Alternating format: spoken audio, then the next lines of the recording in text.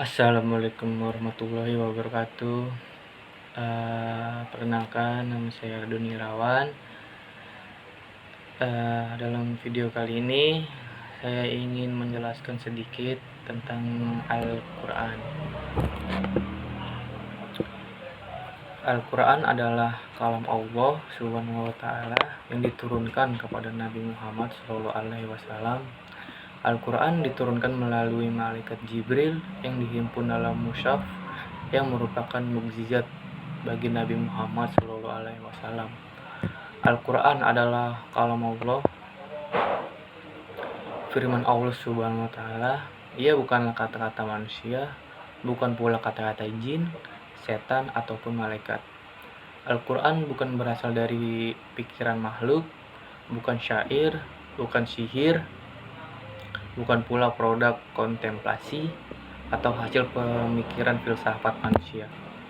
Menurut Syekh Muhammad Qudri, Al-Quran ialah firman Allah Subhanahu wa Ta'ala yang berasal dari bahasa Arab yang diturunkan kepada Nabi Muhammad SAW untuk dipahami isinya, disampaikan kepada kita secara mutawir, ditulis dalam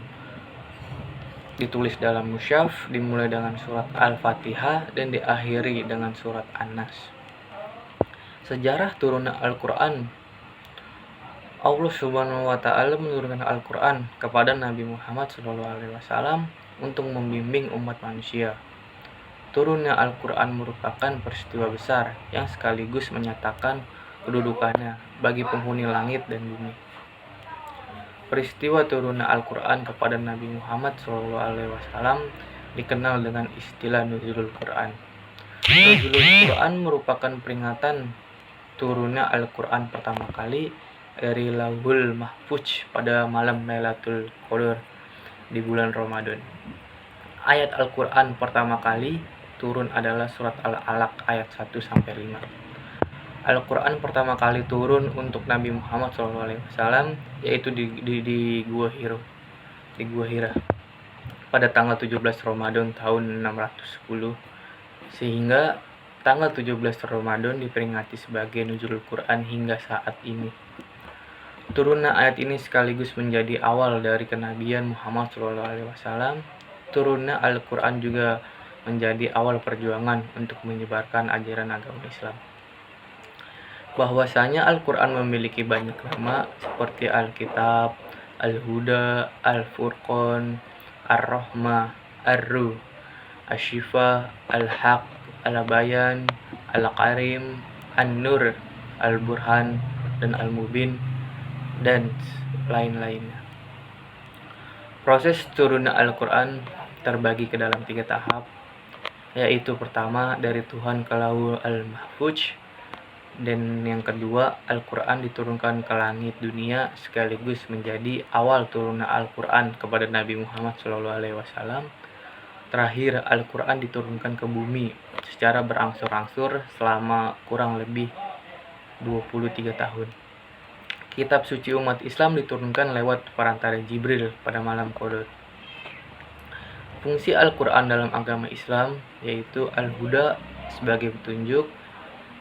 Al-Quran menjadi petunjuk bagi manusia secara umum, petunjuk bagi orang-orang yang bertakwa, dan petunjuk bagi orang-orang yang beriman. Dan yang kedua, Al-Furqan atau artinya pemisah. Fungsi Al-Quran sebagai pemisah adalah dapat memisahkan antara yang hak dan yang batil, atau antara yang benar dan yang salah.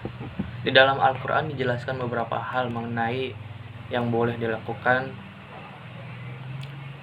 atau yang baik, yang tidak boleh dilakukan atau yang buruk. Dan yang ketiga, Al-Asyifa yang artinya obat. Al-Quran bisa menjadi obat penyakit mental, di mana membaca Al-Quran dan mengamalkannya dapat terhindar dari berbagai hati atau mental. Meskipun Al-Quran hanya sebuah tulisan saja, namun membacanya dapat memberikan pencerahan bagi setiap orang yang beriman. Untuk yang keempat, Al-Mau'izah atau yang artinya nasihat. Di dalam Al-Quran terdapat banyak pengajaran, nasihat-nasihat, peringatan tentang kehidupan bagi orang-orang yang bertakwa.